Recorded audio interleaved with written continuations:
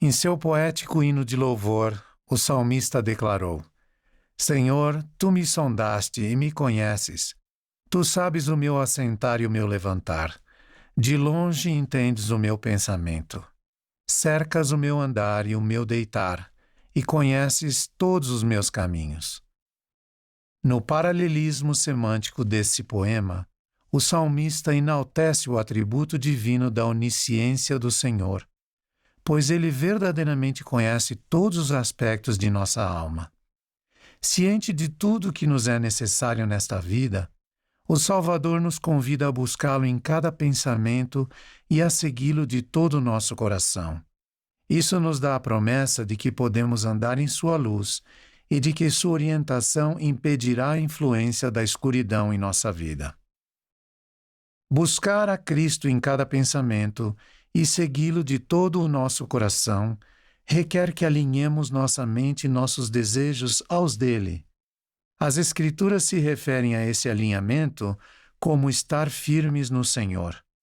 Essa atitude significa portarmos-nos com dignidade continuamente, em harmonia com o Evangelho de Jesus Cristo, e concentrar-nos diariamente em tudo o que é bom.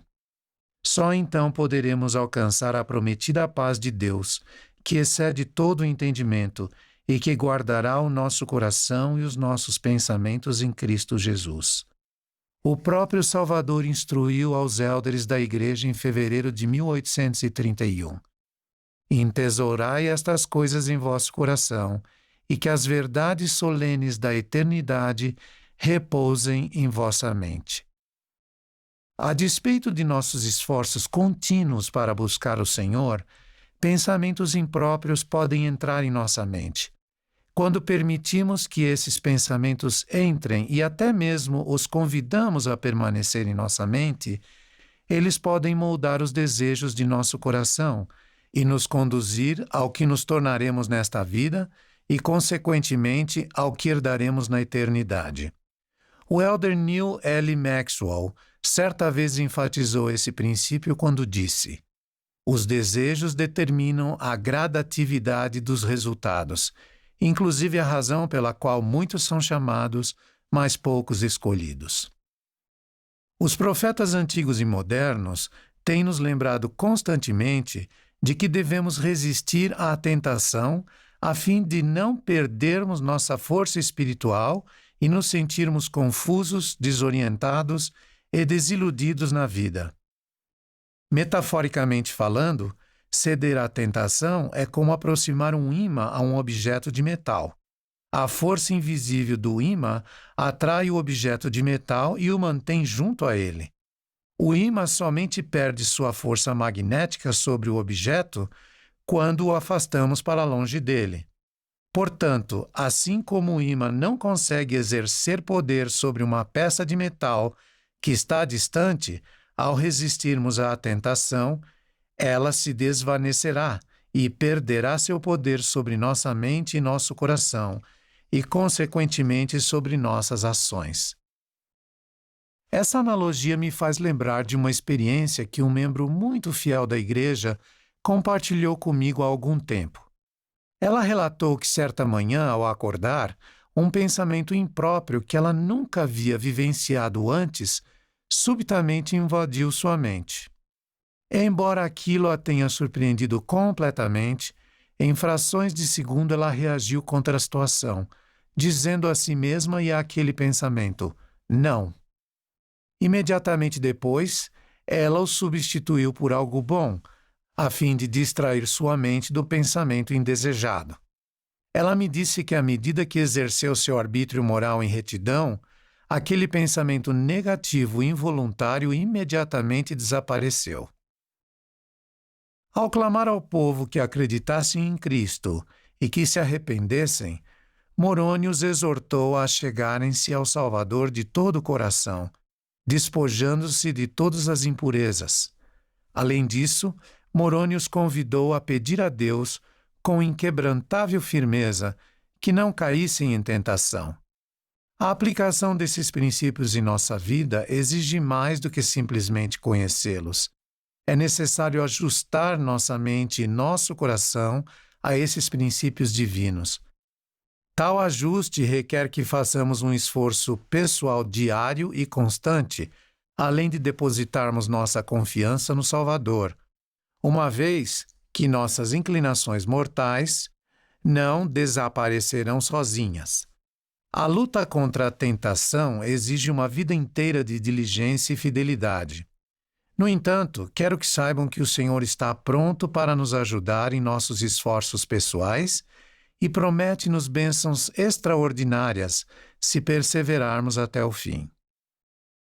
Durante um período particularmente difícil, quando Joseph Smith e os outros prisioneiros na cadeia de Liberty não tinham nenhuma liberdade, a não ser em relação a seus pensamentos, o Senhor lhes proporcionou um conselho proveitoso e uma promessa que também se estendem a todos nós. Que tuas entranhas também sejam cheias de caridade para com todos os homens e mulheres, e para com a família da fé, e que a virtude adorne teus pensamentos incessantemente. Então tua confiança se fortalecerá na presença de Deus. O Espírito Santo será teu companheiro constante, e teu cetro um cetro imutável de retidão e verdade. Ao fazer isso, pensamentos virtuosos adornarão continuamente nossa mente, e desejos puros nos levarão a agir de modo justo. Moroni também advertiu seu povo para que não fossem consumidos por suas concupiscências. A palavra concupiscência se refere a um desejo desmedido e incorreto por algo. Ela engloba todos os pensamentos sombrios ou desejos malignos que fazem com que um indivíduo se concentre em práticas egoístas ou bens materiais em vez de fazer o bem, ser gentil e guardar os mandamentos de Deus. Ela se manifesta frequentemente por meio dos sentimentos mais carnais da alma. O apóstolo Paulo identificou alguns desses sentimentos, como imundície, imoralidade, inimizade, ira, contenda, inveja, entre outros. Além de todos os aspectos maléficos da concupiscência, precisamos nos lembrar de que o inimigo a utiliza como arma secreta e enganosa contra nós, quando ele nos tenta para que façamos algo errado. Meus amados irmãos e irmãs, testifico-lhes que ao confiarmos na rocha de nossa salvação, o Salvador de nossa alma, e ao seguirmos o conselho de Moroni, nossa capacidade de controlar nossos pensamentos aumentará consideravelmente.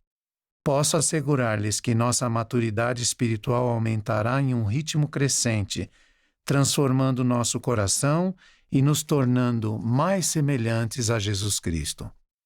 Além disso, a influência do Espírito Santo será mais intensa e contínua em nossa vida, e as tentações do inimigo pouco a pouco perderão seu poder sobre nós, resultando em uma vida mais feliz, pura e consagrada. Para aqueles que, a despeito do motivo, caíram em tentação e estão enfrentando as consequências de seus atos indignos, asseguro-lhes que há um caminho de volta e que há esperança em Cristo. Há alguns anos tive a oportunidade de reunir-me com um querido membro da Igreja de Jesus Cristo, que passou por um período muito difícil na vida após cometer uma transgressão grave. Assim que o vi, notei certa tristeza em seu olhar, acompanhada de um brilho de esperança em seu semblante. Sua expressão refletia um coração humilde e transformado.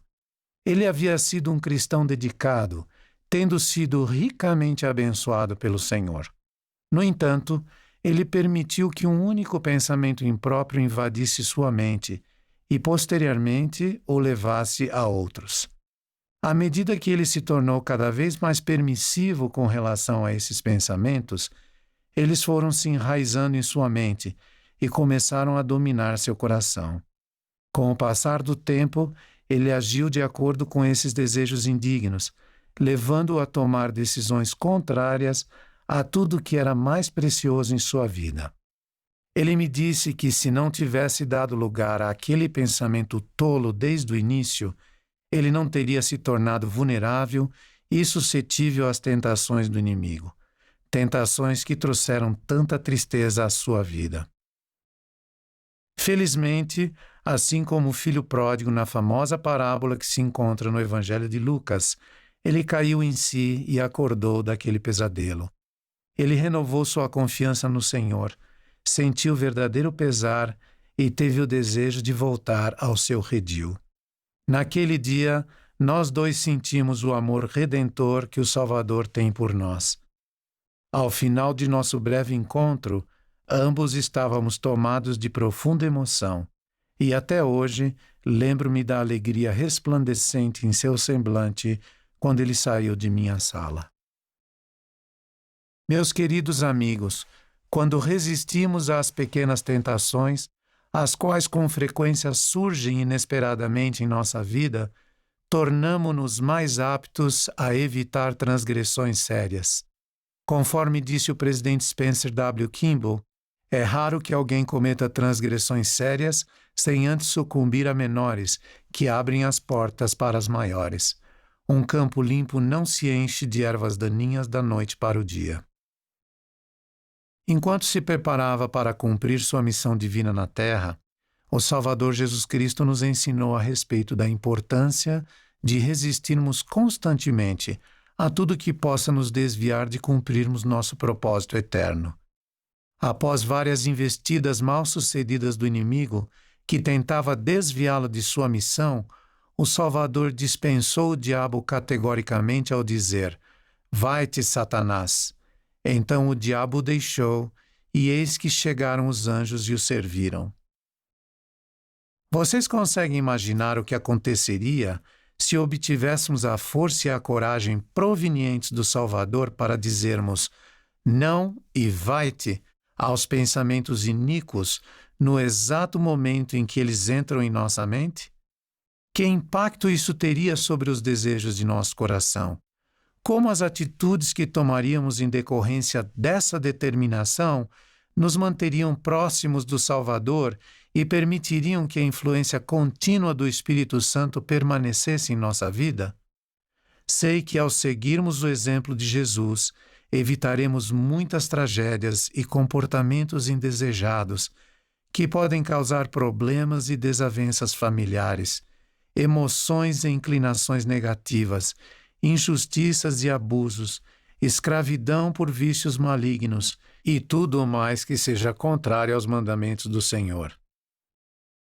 Em sua histórica e tocante mensagem em abril deste ano, o presidente Russell M. Nelson prometeu que todos aqueles que estiverem dispostos a ouvir o Senhor e a obedecer a seus mandamentos serão abençoados com mais poder para lidar com as tentações, dificuldades e fraquezas, e que nossa capacidade de sentir alegria aumentará, mesmo durante as crescentes turbulências atuais em nossa vida. Testifico-lhes que as promessas feitas por nosso querido profeta são as promessas do próprio Salvador. Convido todos nós a ouvir o Senhor em cada pensamento e a segui-lo de todo o coração, a fim de obtermos força e coragem para dizer não e vai-te a tudo que possa trazer infelicidade à nossa vida. Prometo-lhes que, se assim fizermos, o Senhor enviará seu Santo Espírito para nos fortalecer e nos consolar, e poderemos nos tornar indivíduos segundo o coração do Senhor. Presto meu testemunho de que Jesus Cristo vive e que, por meio dele, podemos triunfar sobre as influências malignas do inimigo e nos qualificar para viver eternamente com ele e na presença de nosso amado Pai Celestial. Testifico-lhes estas verdades com todo o meu amor por vocês e por nosso belo Salvador, a quem dou glória, honra e louvor para sempre. Digo estas coisas em nome de Jesus Cristo. Amém.